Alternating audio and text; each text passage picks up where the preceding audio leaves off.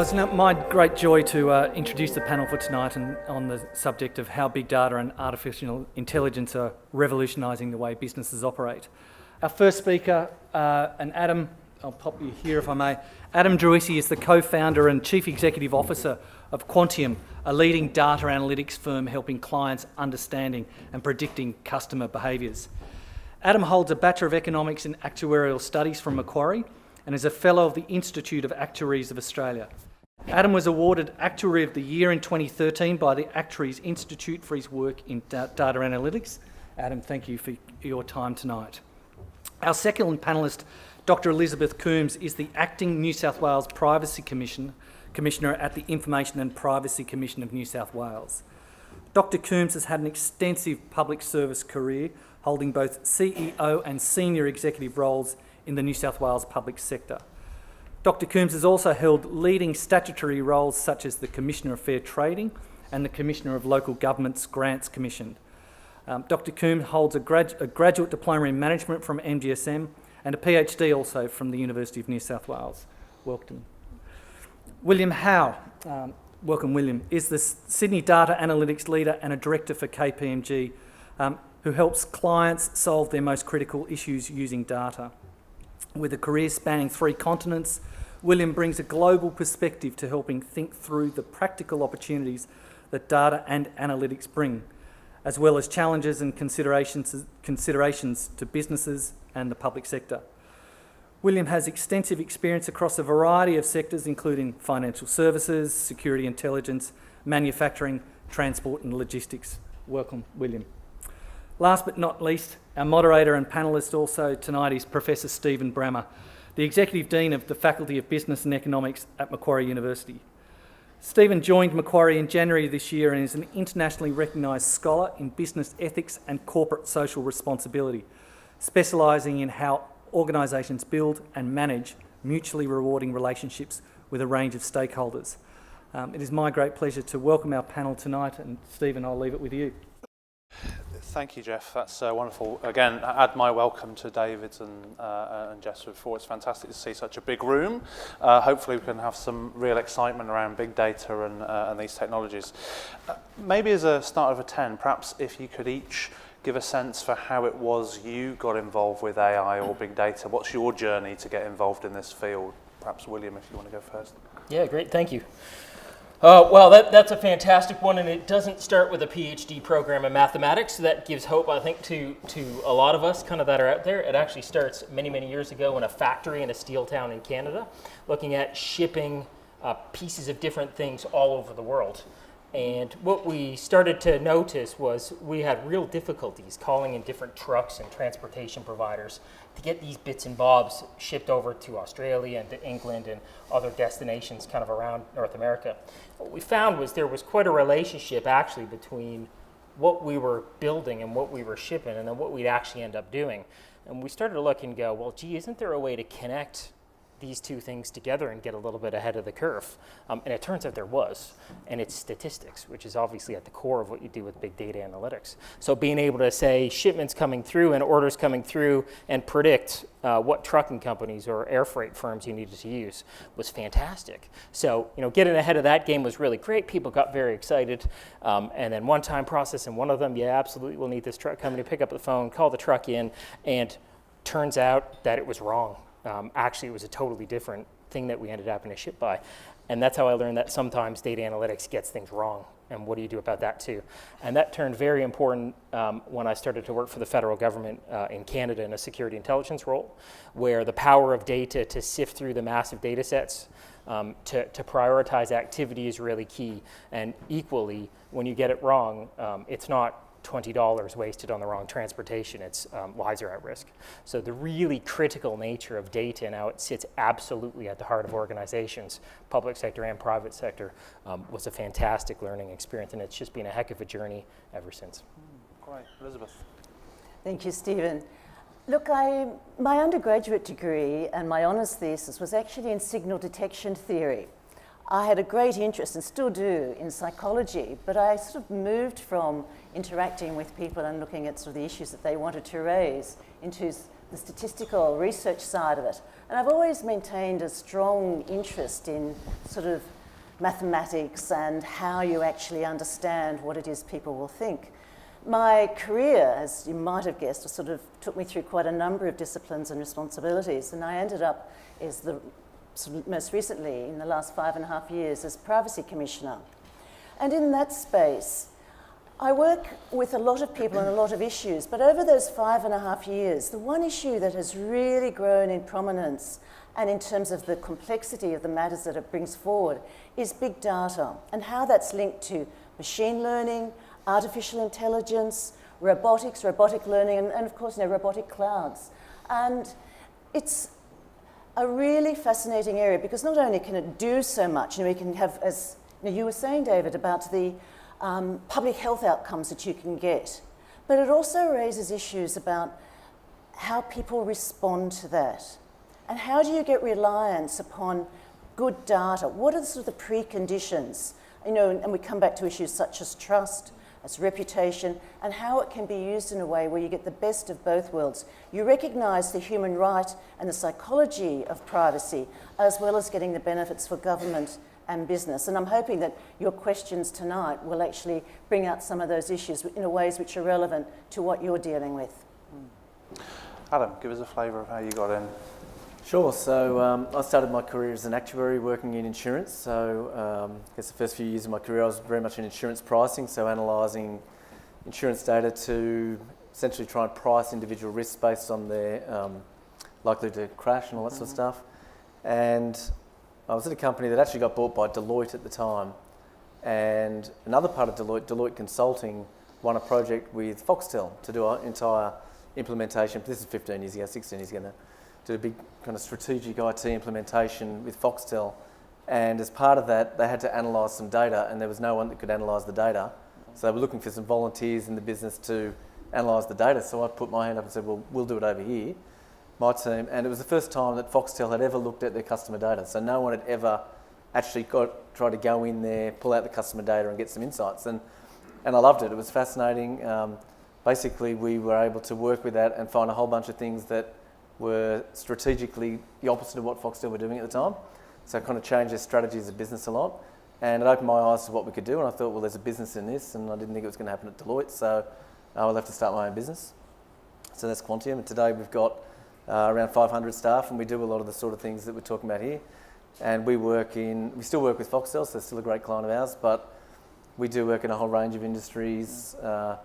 We work in, ranging from retail, banking, financial services, property, even things like in the CSR space. We do work, pro bono work with a charity in India to try and rescue girls from sex slavery and all sorts of stuff. So there's a lot of different applications, and I'm very happy to talk about kind of any of them, frankly. Fantastic. Give us a feel for the nature of the technologies, the nature of the data, and the nature of which they're being used. I mean, we talk about machine learning, AI, big data, etc. If you were describing these things to my mum, who knows nothing about anything broadly, I mean, what are these things? What's going on and what's changing? Maybe start with you. I'll start. Yeah, look, so I'll try and give a quick answer to that because it's that's a pretty broad question, but. So for our business, that has changed fundamentally in the last 15 years. So if I think back to what we could do 15 years ago to what we can do today, it's very different. We could probably do on a phone today what we couldn't do on a computer back then. So for our business, we deal with massive volumes of data. We get a lot of data from our clients, and we also have data partnerships with a number of companies. So as an example, we have a data partnership with Woolworths where we get all of the Woolworths loyalty card data. And we use that to build all sorts of products and propositions to help personalise the customer experience. But to give you an idea, with some work we did with Woolworths, I think one of the models we built started with 20 trillion rows of data. So we're talking about extreme volumes of data. And to do that, the technology you need to be able to basically build a machine learning model on 20 trillion rows of data wouldn't have existed 5 years ago. So we have had to transition all of our technology to be kind of latest and greatest technology. At the same time, we need to think about data security requirements of our clients. So we can't just say, oh, we'll just use Amazon Web Services and dial into what they've got, because our clients might not think that that sufficiently covers data security. So we've had to build it all ourselves. And so we run I won't get into all the tech stuff, but basically a big data platform to do all of that work. I think we started draining our building of power, so we had to, we actually did, and it's like an environmentally friendly building, so we had to shift it all off-site and into external data centres. But the technology has changed a lot. I think it's very easy with some of these terms to kind of, a lot of companies throw around terms, and to be honest, the more that people use terms like machine learning, big data, artificial intelligence, the less I think they know about the space. Because I think they use the terms interchangeably and don't actually know what they mean. And I think typically what we're talking about, if you're talking to your mum, I mean, my mum knows a lot of stuff, but not necessarily about what I do. So what I'd explain to her is we basically take a lot of data and we apply a whole bunch of maths and stats and computers to it to try and come up with something that at the other end helps a customer or helps a business and helps make better decisions. And there's a whole bunch of kind of stuff in between that doesn't necessarily need to worry about how it's done. But I'll let the other guys talk now. Elizabeth. Thank you. Oh, dear. I'm going to take a slightly different perspective on this, and I want you to think back over centuries of history, and I'm largely talking about English history because that's what we were taught when I was going through school. And that's in terms of the agrarian revolution, the industrial revolution, and the social changes that brought into place, not just only of technology and how we did things, but how we lived, how we communicated, and how we organised ourselves in terms of communities.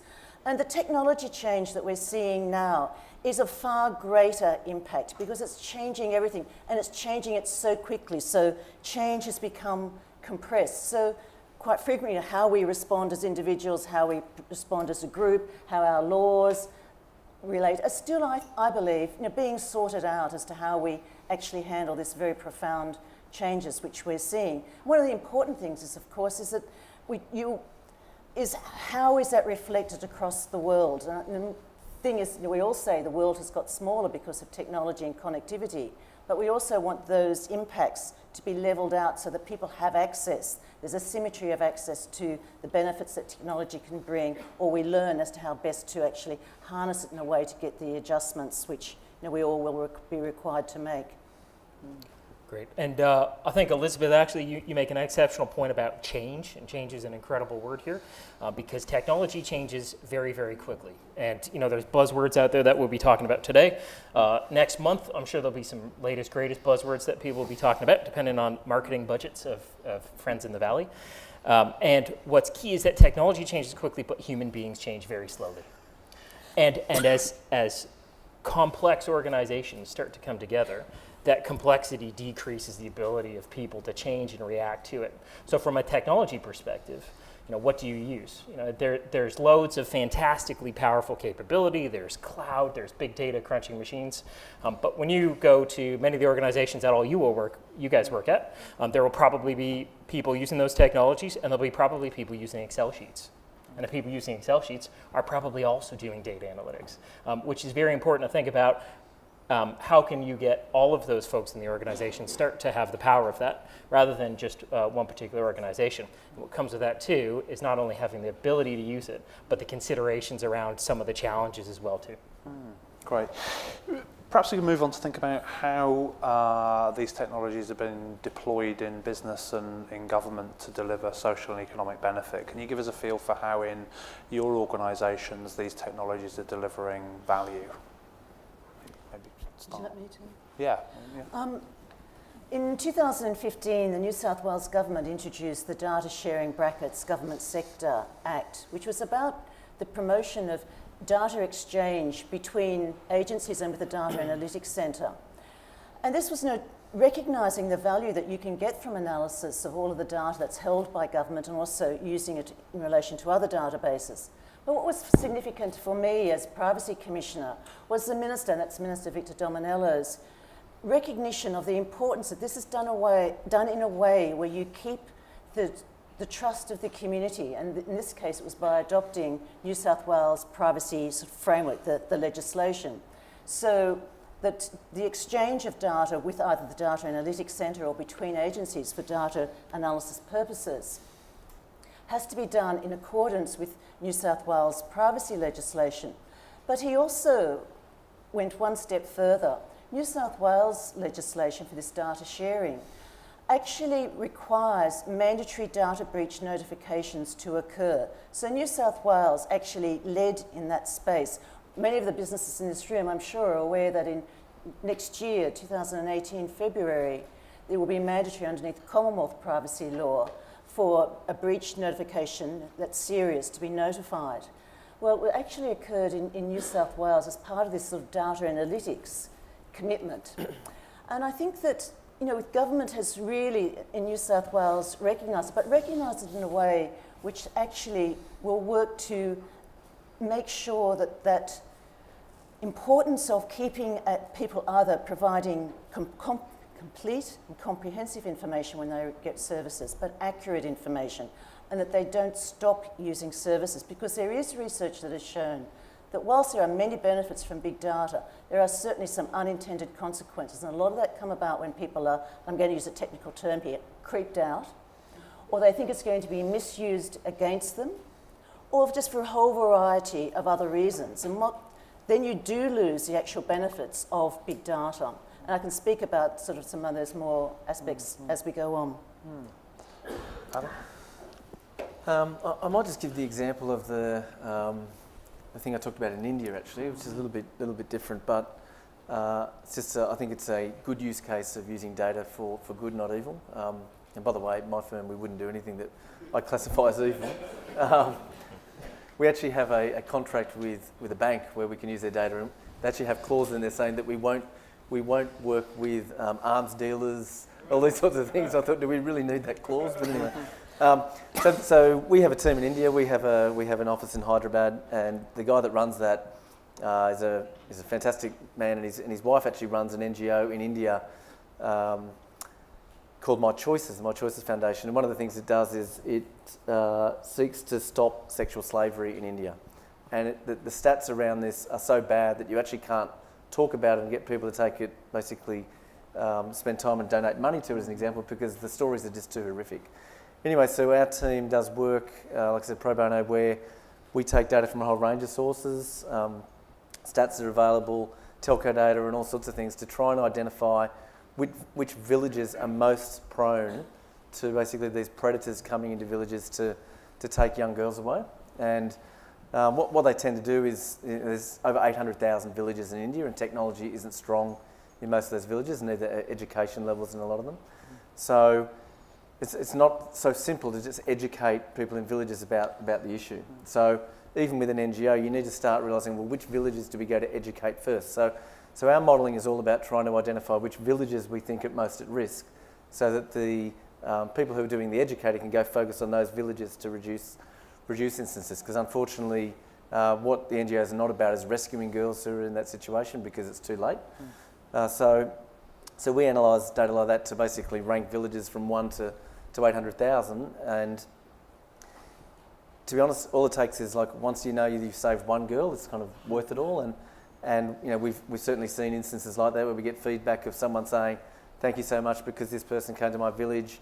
I realised that this man who came and said they were giving my daughter an education was actually not doing that, and basically they got authorities involved and managed to find the girl within 24 hours and stuff like this. So I just think it's a really great example of where you can start using data in a great way to solve kind of really big problems in the world. William, examples of how you're using it in KPMG? I'll bring it slightly closer to home, and perhaps veer slightly away from what I do professionally with KPMG, with some of the things that are going on right here in our city. So as possibly one of the newest city-siders in this group, I am nevertheless very invested in the future of this fantastic city and of the Commonwealth.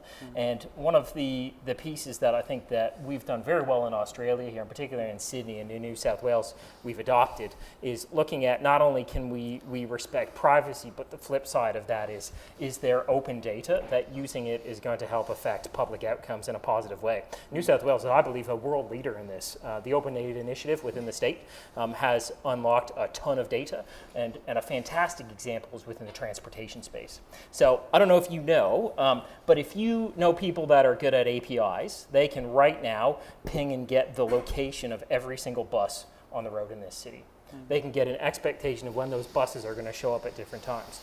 And that data is currently used to help not only people navigate our way around the city and understand where we are, but to help manage congestion within the city, which sounds like, great, I'll save a bit of time on my traffic commute, but actually becomes incredibly important for things like first responders and emergency services. So when you can dynamically understand how you need to move that vehicle through the city to get around congestion, military road, then it's a fantastic way about, can we really understand our city in a different way? And there's a really great kind of metaphor, and if you were to go 40,000 feet up in the air and look down at the city of that traffic and those buses moving around, it might look an awful lot like the arteries and the veins in your body, and the cars are kind of like the blood moving around. I think data, the analogy people usually use is oil. I think blood is a better one, because it's pulsing through the city like that. And can we tap into that to get really better understandings of what's doing well, but most importantly, where things are starting to go not well, and can we interact in real time? I think that's a dramatic change, and it's thanks to, I think, the Open Data Initiative here in New South Wales that we're starting to see these benefits rolling through. Fabulous. Many folks in the room might be thinking, I'd like a career in this new exciting space. Give us a feel, if you would, what sort of skills and what sort of opportunities are there for employment in big data and analytics? Maybe start with Adam. Sure.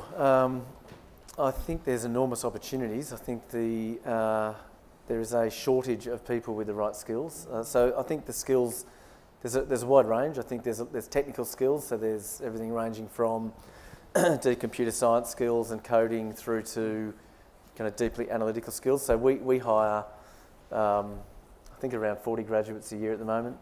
I think we were the second most, in terms of kind of most popular employers to apply for a job. I think we were the second most popular employer in Australia with less than 5,000 employees, which I couldn't believe, but that shows how much interest there is in the space as opposed to just our brand.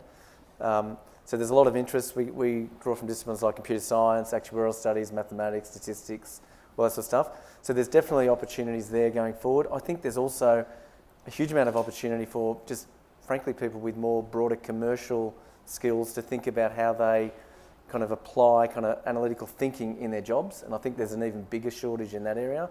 So we work with all sorts of clients where, we might be able to do the analytics bit, but actually the kind of skills on the other side to actually run the business and use data in that way and just interpret information there's a shortage. So I think there's a huge skill shortage there. But yeah, I think there's a mass shortage. Our guys at work, to be honest, they get relentlessly headhunted all the time. It drives me crazy.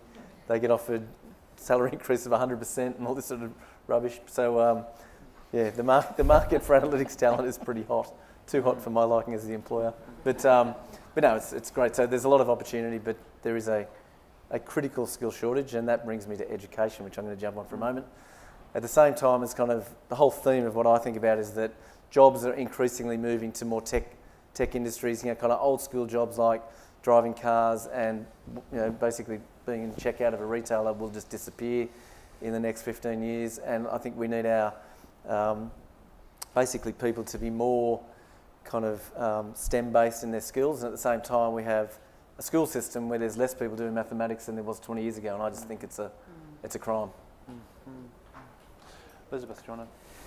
The privacy space has seen an absolute upsurge, and one of the things which is also interesting on the training and sort of development side is the international accreditation, because increasingly, as we all know, companies not only work across borders, but with the EU bringing in May 2018 the General Data Protection Regulation, which isn't just going to apply to business who are based in the EU, but a data which is collected about EU citizens, means that there's a much greater awareness that we need not only to know about, say, the laws in New South Wales and the Australian laws, but also laws in other countries.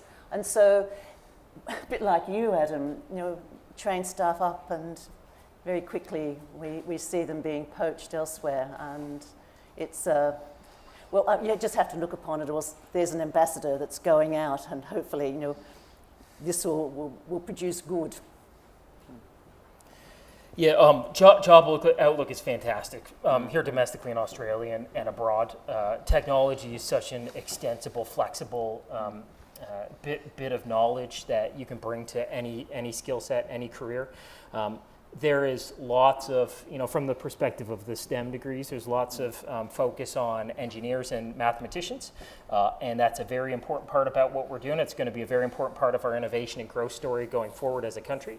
But equally, we can't neglect the rest of us in the room here. And I think, if we kind of polled the group, there's probably less mathematicians than there are other skill sets. And so the question is how can we get a level of understanding of what big data actually means? How can we get past the buzzwords and the marketing terminology? How can we make it real? And how can we start to answer the question, what does data analytics mean for me and my job? And that's what we find, and actually to echo Adam's thoughts, is hiring people with technical skills is actually not that hard. There's grads coming through. The real challenge is hiring bankers who understand what data analytics means. It's hiring transportation people that can go, yeah, this is what data analytics means for me. It's being able to bring together those varying different skill sets to use that fantastic creativity to solve a particular problem. Can I just add one thing, actually? I think where it does get hard with the recruitment is hiring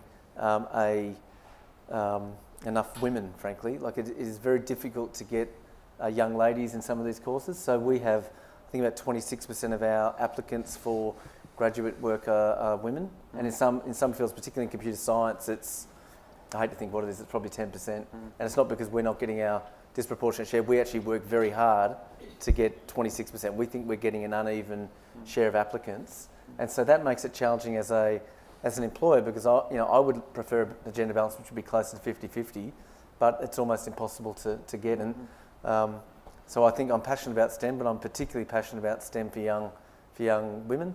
I have a young daughter who's very talented at maths, and so I've spoken at their school a lot about trying to encourage girls to be fostering mathematics skills and that sort of stuff. But it's a challenge. It's easy to look from the outside and say, why are they all blokes? Well, if you can find me a young female computer science graduate who kind of enjoys coding, please send them my way. We have a floor full of guys if they're single. Yes. The guys probably are. So that's an advert, yeah. Stephen, could I add upon that? I mean, I think it raises a larger issue that's sort of related, and that is about the diversity that we have. Because there's a lot of research now which is showing that algorithms can actually discriminate against people because they're not sufficiently representative of the sort of the community, or that inbuilt prejudices and biases are now being built into the algorithms, but in a way which is invisible. You can't pick up the discrimination as easily as you can in terms of looking at recruitment practices. And so there have been calls, this is sort of how concerned people are overseas, to establish algorithm ombudsman so that you can actually unpack what the mathematical logic and philosophy is to avoid that. And this is sort of not, it's been coming to talk about a lot more here in Australia, but it's been some issues raised overseas, for some years. And I think it's one of those things that, just shows how important this big data is in so many different ways, which we don't necessarily think about. So last question then, before we give these fine people an opportunity to ask their questions. A long list of them I've got already. What needs to happen and who needs to do it to position Australia at the forefront of these opportunities? Maybe you start, will you? So as the newest Australian, I feel perfectly qualified to tell us, but the reality is that Australia, as a resource-driven economy, as my native Canada is, means that from a currency perspective, when you look at the whole world, we're very expensive here. Is the actual reality of things. So for us to succeed, we absolutely need to be focused, particularly in this space where in the United States, over 350 million people live there. Every single startup in the Valley has more money than God. To be able to compete against that is a non-starter. So the real question is where is the niche in which we're going to find incredible success? I think there's been some phenomenal stories actually here in Sydney of people using data and technology very well. And the question I would have is, are we together as an ecosystem, as a business community, finding that, nurturing it, supporting it? Are we taking chances on Australian startups when there shows promise there. And that's something that I think all of us can start to do an action on in our regular days. Elizabeth. I think it's very much about where is things moving internationally, both in terms of data regulation, data analysis, and the privacy space. And I think that that's a really very significant issue for us, because things may not be immediate, as connectivity can allow, but just the changes in people's behaviour and patterns, it will be required of us here in Australia to actually understand what is happening internationally in this space. Look, I'm going to take a slightly different approach and be pretty honest on this one. I'm not particularly passionate about trying to make other startup firms, give them a kind of particularly easy opportunity to be successful. It's easy. I'm not trying to be harsh there, but having started my own startup, no one was doing that 15 years ago when I started my business. And I don't think, and I look at Silicon Valley, I speak to a lot of these companies, and I think it's great to go and raise someone else's money. And I see a lot of companies raising other people's money, spending their money, and making decisions that aren't necessarily what I would do. And I think there's no better discipline when you're starting a business than actually having to go out and build revenue and kind of be responsible for paying wages yourself. So all this stuff around startups, wanting tax breaks from the government and all that sort of stuff, fine. Like, other people can go and argue about that, but I'm not going to, I've just never been passionate about joining in. I'd rather think, well, I'd rather use my time thinking about how to generate more revenue in my own business and basically not be asking the government for assistance to do it. But look, I think Australia, I think we are in a wonderfully unique position with our isolation and the kind of the nature of our markets, where we can do some things where we do really punch above our weight. And I think my own firm, sorry to blow our own trumpet for a moment, but I think we've done some really innovative stuff, and we've won global innovation awards from companies like Facebook and stuff like that. And we didn't need to be in Silicon Valley to do it. And I don't know why so often people spend time talking about Silicon Valley and worrying about that as though you can't do it in Australia. I think it's an excuse, to be perfectly honest. And I think if you look at someone like Atlassian, like again, Atlassian didn't get help 15 years ago to start their business either, and they're kicking some serious ass. So, yeah. So it can be done. Yeah, why not? Like, yeah, absolutely. Fabulous. Let's turn it over then to the audience for questions. We've got a couple of roving mics. As a process, let's do the following. Take questions 2 at a time, and then chip in and answer as you like. If people could ask questions rather than making speeches, that'd be grand. We'll get more done. So, who wants to go first? Have you got a mic? Happy to. I was at the Literary Awards last week, so keep the questions short, all right? Yeah. Just a comment, first of all. I used to work at Cisco. No, it leads into a question. But I've heard lately that the data about the investment for startups in this country, if you look at our superannuation, it's what, 50, 70% actually does end up in California. So that's something that we need to look at first of all, because how are we supposed to be able to invest here if our money's being spent abroad? But my question's actually to you, William, and financial services, robotic process automation, specifically around the roles of the future. How much of the process do we expect is going to be automated? And what's that going to impact in terms of jobs? And therefore, back to the question, what are the jobs of the future that we should be studying now for? And within STEM specifically, what do you think that we should be getting our daughters to be learning for the next decade? Hold that thought. Where's the second mic? Hi, my name is Anthony. You mentioned about not enough people to take up the jobs, and just yesterday we saw the university fees go up. Wouldn't it be interesting if universities and some businesses made it a point to give free education to, sectors where there are no people taking it up? For example, AI and statistics sounds boring, right? So statistics sound boring, AI doesn't sound boring. But wouldn't it be interesting to offer people come and do education free, and we'll employ you? Maybe businesses can do that, or maybe universities can do that.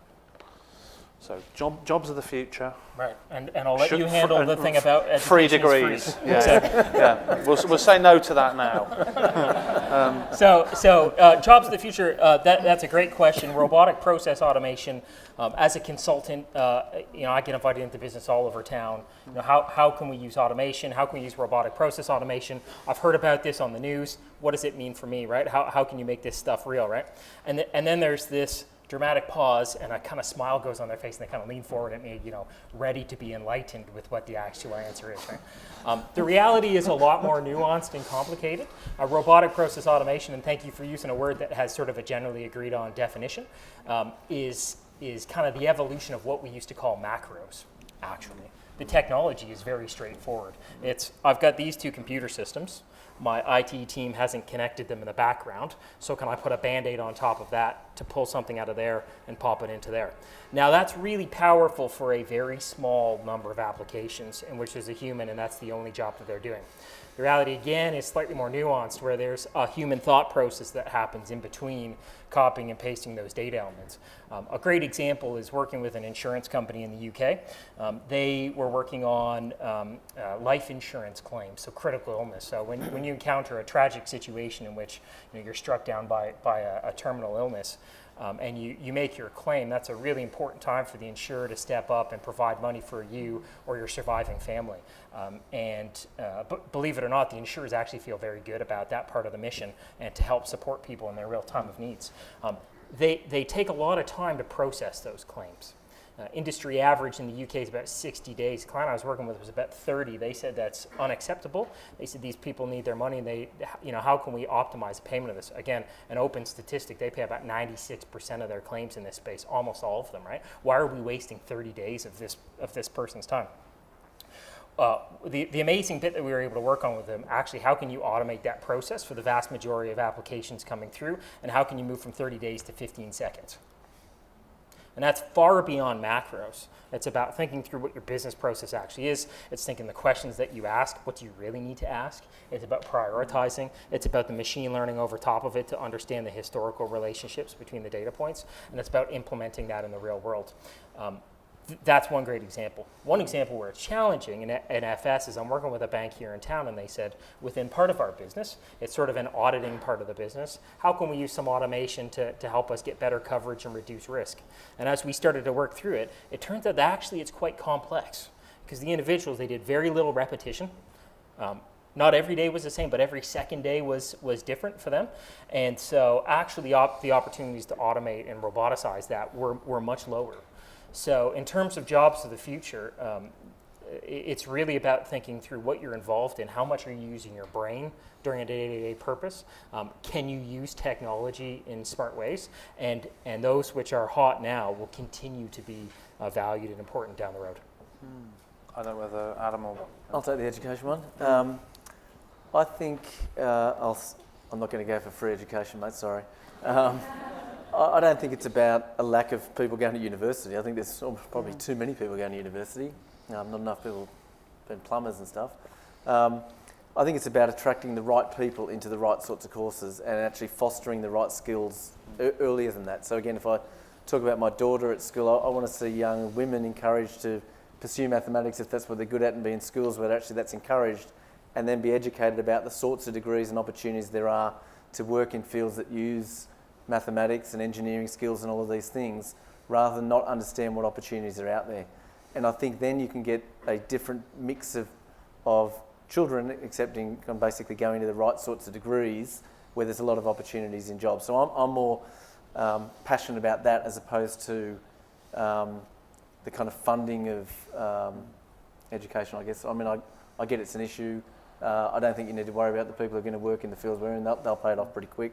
But yeah, I think it's about getting the right sort of people doing those courses. I mean, we have ways, to take a kind of B-School dean's answer to that question. We have ways now of working with industry and cooperative programs where we'll work, for example, in actuarial science with the actuarial firms to kind of co-fund students through programs to make sure that the design of programs is informed by industry needs, so the right blend of skills is going into them. That's partly a resourcing question and partly a kind of pedagogic design question, so we get the programs right. But as you say, I mean, in this field, they're not going to take long to pay off the student loan, are they? Unless they're spending it all on no. And the other Prada. challenge is the education courses being able to keep up with the technology, and frankly, they just can't. Right. So, apologies to Macquarie Uni. I'm an alumni. I'm a supporter, all that sort of stuff. However, when we employ people from university, we don't say, fantastic, they're going to hit the ground running because of what they've learned at uni. We see the university courses basically filtering to get the right sort of people that we know that we can then train on the job and train ourselves. And with technology that they haven't been exposed to at university and learning in a different way. So we just kind of see it as trying to attract the right people again. And then we train them ourselves pretty quickly. And I think that's a pretty common, any employer in our space would be in the same boat because the courses just can't keep up quick enough. I mean, it's hard enough to keep up within our own business, let alone as an educator, I think.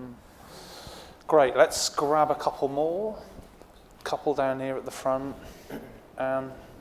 You mentioned the Woolworths reward system and you analysed some of that data. So I understand that the data analytics part of it, and so an email pops into my box every now and again. It tells me, oh, Anne, you were shopping last week, and here's the specials that are tailored for you this week. I'll be honest, annoys the hell out of me. I have concerns, one about the privacy side of what I am doing, but I understand your side and I can understand the value and the application in an enormous number of areas. Who is working on the side of what society thinks about directing people's, reminding me what I should be buying this week, or have I missed out on something, when it could, to be honest, resources be better utilised in other areas. So who do you work with? Okay, you fired me up now. I'm only kidding.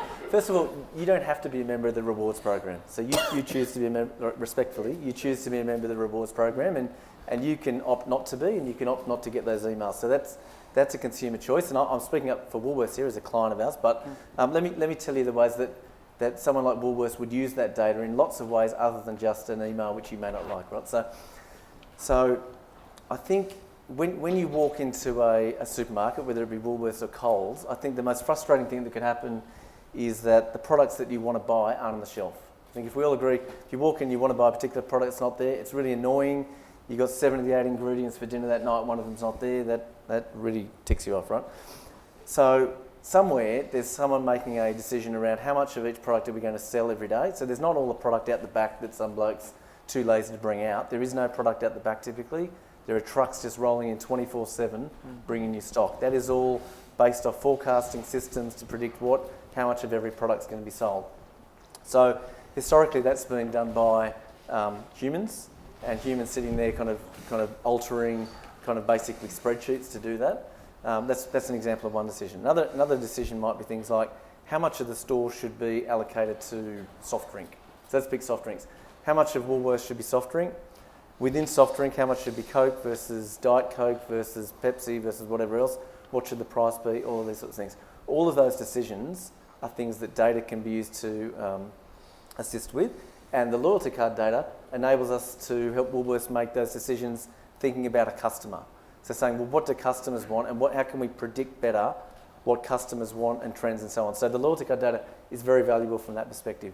I'll very quickly answer your other question because I'll let other guys talk on some stuff as well. But with those emails, I appreciate what you say, and to be honest, I personally don't really like those sorts of emails myself from those programs either. And a lot of people here might not, but a lot of people do. And so we found that when you get those emails to actually be personalised, and this is where the key is, I think it's around making a personalised experience, they can have a big impact. So we were responsible for changing the algorithm that basically populates those emails. So in the past, I used to get emails saying, come to Big W and buy nappies. I don't shop at Big W, I don't have a baby. That is spam, that is really annoying.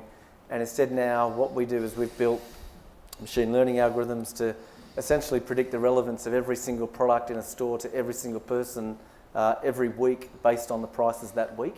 That doesn't sound like a big deal, but it's a pretty big deal computationally. And what that means is that now, if we were to all get an email tonight from Woolworths with that sort of offer, not one of us would get the same email, because when they send 10 million emails, not one person gets the same email. And when you open it, it should be relevant to you. If it's not, it's probably because it's from the online part of Woolworths. That's a separate topic. And we found that when you do that, the open rates on the emails go up. They're not 100%, but they've gone up. The ROI from the emails goes up dramatically, and customer engagement goes up a lot. So with Woolworths, they double the number of emails they've sent, and their opt-out rates went down 25%. And it's because it was relevant to consumers. But I do understand that not everyone likes them, and they're not necessarily my go either. Sorry, I thought it was worthy of a longer answer. This is Yang from Westpac, and my question is regarding how can we utilize big data and artificial intelligence to, on one hand, enhance corporate or enforce more effectively corporate social responsibility in the areas such as, say, environmental protection in terms of reducing carbon emission targets, and also on the other hand, that's like cooperating with other Western countries and emerging economies. And on the other hand, also enhancing our own competitive advantage in these technological areas to prevent the rise of, say, neo-authoritarianism, terrorism financing, and other threats that are impairing our democratic way of life. Okay, hold that thought. Let's take another question and stack them up. I just had a question. I work in a library. I don't have a STEM background, but I do like analysing things. I feel like with data, it's too relied upon sometimes. It's just a focus on numbers. But what about the qualitative side? So there's like the issue of the way it's collected, how people categorise it when they collect that data, and also when you're reading the data, they're so focused on numbers. I had a project once where I was analysing the data, and I noticed that people were entering it, so it was in a knowledge base, and they were entering in Bloomberg. So we were asked to focus only on the numbers, but being curious, I couldn't help but notice the words and the random acronyms that were being entered in, and those were valuable too. So I feel like there's too much of a focus on just numbers and the data. Is there a protocol for the qualitative side? I think that's a really interesting area. So solving the world's problems through big data, ? Words, not numbers, in big data analytics, ? Let me start small with solving the world's problems. And it's a great question, but actually to answer that in practical ways, flip it around, right? So a good way to start implementing good is to stop doing bad. So when you think about all the things you called out, like terrorist financing, like funneling money to dictatorial states abroad, broadly in Western organizations, we have regulations and laws around that, and it's compliance that takes care of that, right? So how can we use big data to monitor adherence to laws and regulations? Well, that sounds like bingo, an exact thing that we can start to do. And when you start to bring transparency internally to your operations, to shed the light on activities and actually bring it up to the board level of senior executive decision making, you can do incredible things about clamping down on small pockets of bad. And that's an exceptional first start toward good. Elizabeth, you want to come on either of those? Yes, I do, because I actually think it's quite a very complex area. How do you know who is doing good and who is doing bad? And sometimes that can lead you into some sort of quite dark places. Not always, I'm not saying that happens all the time, but I think we also have to recognise that a society where every citizen is surveilled in such a way is you actually lose one of the essential freedoms of the sort of the Western way of life, which we enjoy, known as the democratic way of life. And privacy, is very much a human right, and it came out of the horrors of the Second World War. And we must never, I think, forget that the freedom of the individual to have privacy is a very critical element of the life that we like to live. And to get those balances is one of the great challenges which I think, we're facing. Because obviously, security is incredibly important, At the same time, it needs to be done in ways where it is proportionate to the risk, and it is done in a way where you engage with the citizens about those trade-offs. A whole range of other issues we could get into as well. And big data, obviously has a very important part to play in this. But so does the conversation with the citizen. Adam? I might take the other question. Yeah. I think it's a really excellent question. And I wish a lot of younger analysts kind of thought more like that, to be perfectly honest with you. So we spend a lot of time in our business actually taking the data that we get from a client and then fixing it, because there's a lot of problems in raw data that we get from big organisations that I think spend tens of millions of dollars on their data. We fix a lot of data, and we create a lot of data off the raw data that we get. And so I think if you just accept raw data, try and plug it in some model, and then think that some process should automatically run off it, that's a really naive way to go. And to be honest, a lot of university graduates, that's what they want to do. They walk in and they think, I just want to build predictive models. Like that's just not the way the real world works. I physically entered data for the first 6 months of my career.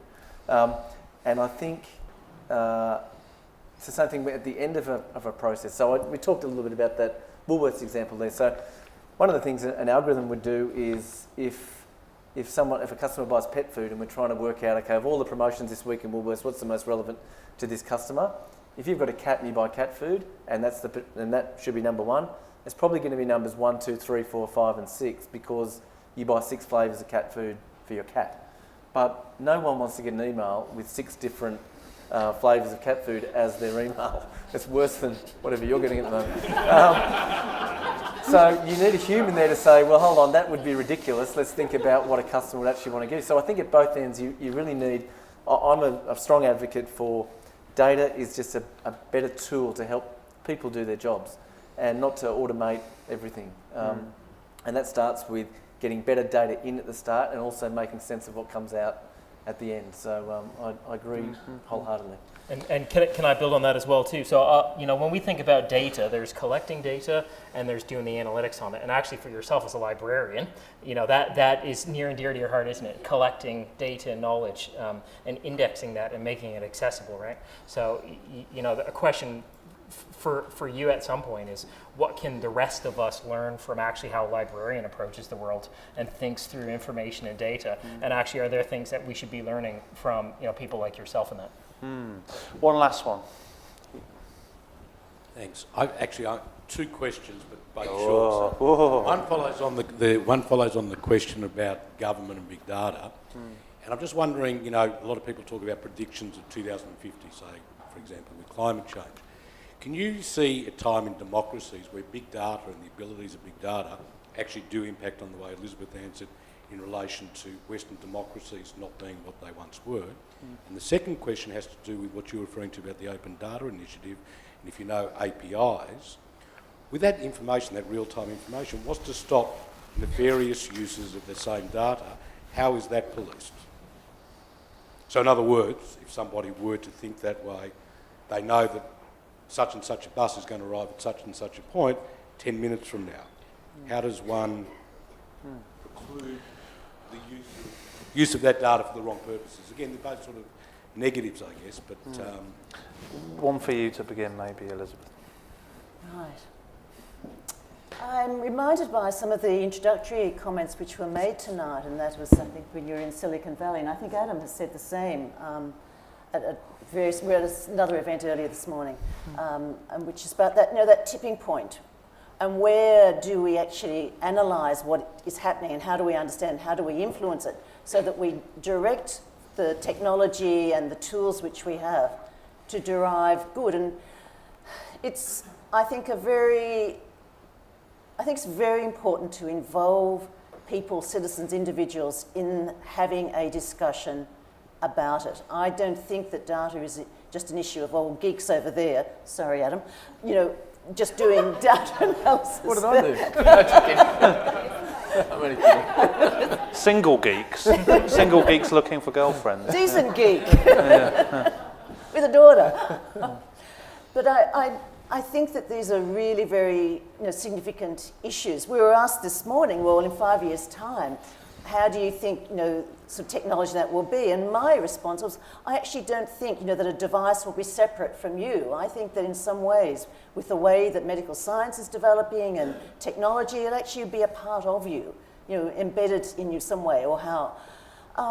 And so in 2050, well, I think I'll be gone by then, so I guess my imagination is limited by what I think will be my longevity, unless, and I heard this on the television just the other night, and that is that they actually think that it's now realistic to think that people go on for 150, 200 years, and I'm thinking, oh no, all those cans of cat food. And look, I'm sorry, it's just too big a question and those issues in there to unpack, but just one little anecdote, if you'll bear with me, Stephen. In 2013, I had the very good fortune to be in Europe, in Warsaw, Poland, 2 weeks after Edward Snowden made those revelations, and I was at a Data Protection Privacy Commissioners Conference, 68 countries in the room, huge, sort of the big square layout. And it was just tangible, the depth of feeling from those countries, particularly those from Eastern Europe and the US, the sort of division of experiences, and so the eloquence and passion that went behind how important it is to maintain the recognition of certain human rights, of which privacy was one, because that was the bulk of us were there for. And I do think it's very important to remember the lessons of history and to build that in, because what we're going into now, and sort of the area that I work in, isn't so much as about compliance with the law and technology. Yes, we can do it, but the question is now, should we, and how should we do it? If the answer is yes, and it's a really good space to be having those questions. I think we're incredibly lucky to be able to pose the questions and have discussions about them. Any last words from Adam or William? Yeah, I'll just probably add to that. I'd say I don't think in this space the big ethical questions are with corporations so much as government. So we're fortunate to work with a lot of very big corporates, and I can honestly say that we've never been asked to do something by one of those clients where I've felt uneasy or uncomfortable about what they asked us to do. Never. But I think when you think about government, and this is not an anti-government point, but I think in terms of going forward, some of the dangerous use cases of data, they will be around governments, and not necessarily our government, but it might be governments of countries that we kind of think are a bit crazy.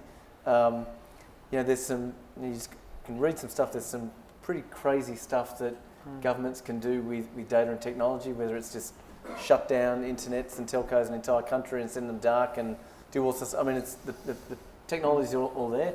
There's some books you can read that get into, like the Snowden stuff as an example. I'm not going to get into whether Snowden did the right thing or wrong thing, but I'll say as someone who runs a data company, it opened my eyes to what was going on in the US government that I didn't realise, and I think some of it is pretty disturbing actually, some of the level of surveillance and tracking and just the powers that they built. And what concerns me is just that the US government would not be the only government doing this. There's governments all around the world doing it. So when you get into influencing elections and all that sort of stuff, I think it's a real threat down the track that these things can be influenced. They're real questions. Yeah, I don't know the answers to them, but I think that's where there's big ethical questions around, not just data, because it's technology. It's not data. It's technology, and Last word. Yeah. There's a fantastic story that's in the news right now in the US where a judge relied on a recidivism model in his assessment of a particular case, right? And so recidivism is when someone goes to jail and then they go out and then they come back, right? And so the judge took this kind of score from this external provider of recidivism risk modeling and said, well, the risk model says you're high risk, so that's that, right? Sorry, buddy. That's kind of end of story, and sort of walked away, right? And of course, no one thinks that's acceptable, right? And the part about it that wasn't acceptable wasn't that they considered these factors and this historical data about individuals and their behaviors. It's the fact that it was blind reliance on something they didn't understand. And the real challenge that I kind of see is people think about big data and artificial intelligence and machine learning as like magic. It's not. You can break it down and actually it's totally understandable. And if it might take you a couple evenings to get to the basics of it, but you can understand what they mean by dependent and independent variables and, why did you come up with that number? What does that number actually mean and how can I interpret it and what can I do with it? And the understanding of how data analytics and modeling works is a critical skill for consumers of that. And as someone who worked in a government and now works with phenomenal corporates, tons of them, in a lot of ways, corporates have way more data about you than the government does, and they can access it in lots much easier ways. We feel something very, very powerful and primal about what the government does because they have the social contract to do something with you about it, right? So just because they have access to data, it isn't really important. It's also how much they understand what they're doing about it, and it's the education of all the broader stakeholder group. Thank you. I'm sure there'll be an opportunity for you to gather your thoughts and have questions over a drink in a minute, but if you'd all like to thank me, what a wonderful panel we've had. Thanks a lot.